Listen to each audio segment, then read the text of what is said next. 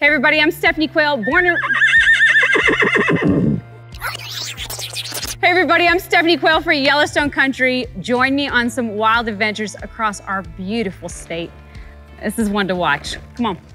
On this wild frontier, if you get too far, follow the North Star. Where you're lost, it's gonna lead you back to my arms. Keep your eyes on my horizon.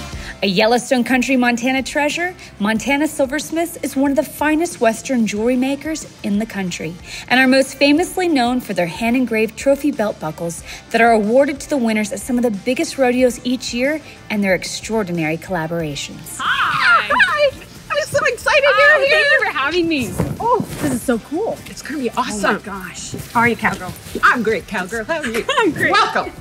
This is basically the fabrication department for Montana Silversmiths here. We are in the custom section of our business, and that is very much related to all events. Like and this guy? Well, that is one, definitely. Stephanie's personalized buckle there. We're seeing some top secret work right now. We are looking at a gold buckle for the PRCA. We are doing those right now, crafting them right now for the cowboys that will win this. Yep. What this means to them. Absolutely. Is equal by what it means to the people that craft it. Absolutely. You guys know how many hands will touch a piece. I'm talking about from the idea to like when it gets that final. Sure. We have a kind of a standing inside joke here. I'll say 25 caring hands, but it truly depends on each piece. On an average, as you walk through here, you can see that there is that many different aspects to the crafting and the actual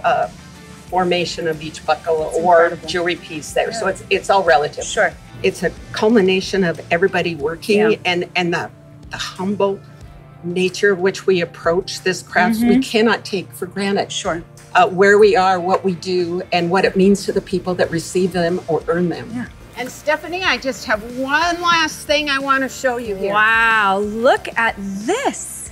Are you kidding me? This is what I often say, you know, it's just our inspiration right outside our door. Yeah. We are on the Yellowstone River. The story really is, you know, the people here, the products we make, but it's the place we do it in. Yeah. And throughout Montana, there are such great little industries out there. And right here in our own Columbus, Montana, Montana Silversmiths creating these beautiful products for anybody to wear, you know, your own little piece of Montana. Know that the inspiration comes from right outside our door. This is where the beauty, the passion, and everything that goes into making our products really starts. This place is so beautiful. Let's go check out more of Columbus. There's this bar I've been told I have to go into. It's called the New Atlas Bar. It's right here. So we have to go check this out. Evidently, there's quite the selection of taxidermy. Like things that you've never seen before. Well, welcome to the New Atlas. Grand opening was on March 27th, 1916. You've mentioned that people come from all over to see some of the creatures. Yes. What's the story on the taxidermy? How did that happen?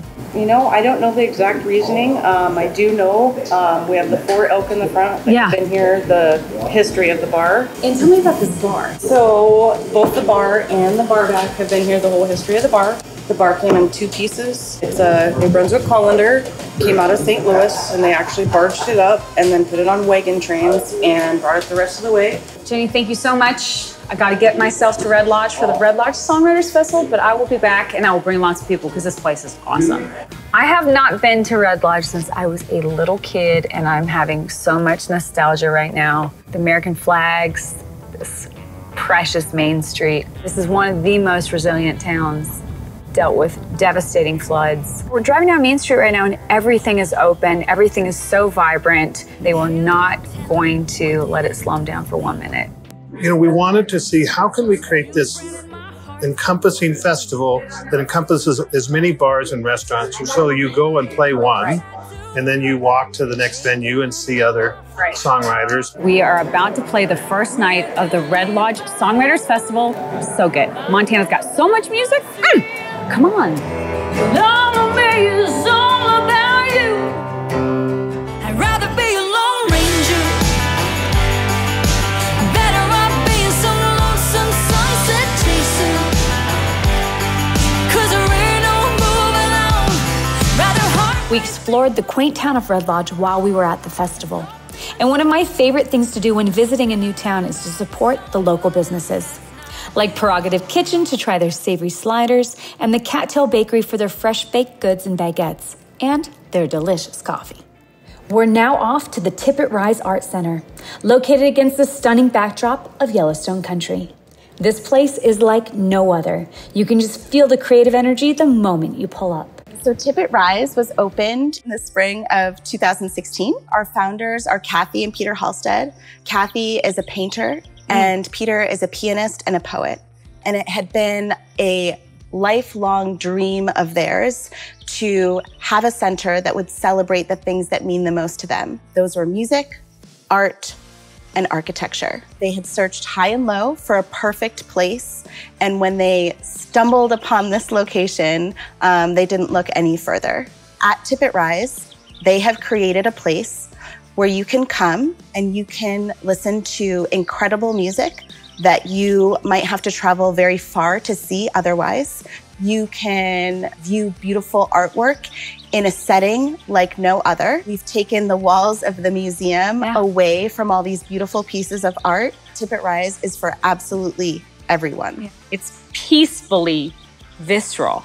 You can't help but feel everything around you. There are, I believe, about 13 miles of single track trail. So this is for hiking, this is for biking, but come ready. We have tried very hard over the years to make sure that people know what they're getting into. Sure. And there are absolutely opportunities for people to come and take a 1 mile hike with their kids, or to do the entire art center, which would probably take the entire day. Tippet Rise is a working ranch. I love this. Yep, so we have a ranch manager that lives on site. We have our own sort of small herd of cattle, but we also lease the land. So we have other ranchers from different towns in Montana that will bring their sheep or their cattle to Tippet Rise to graze for a period of time. Exactly. Tippet Rise is amazing. Before we go, we gotta stop at a little place called the Dewdrop Inn.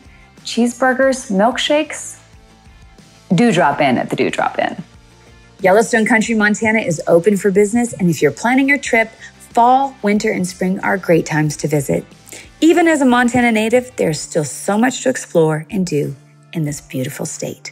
Thank you so much for joining me on my adventures. Be sure to catch us next time here in Yellowstone Country.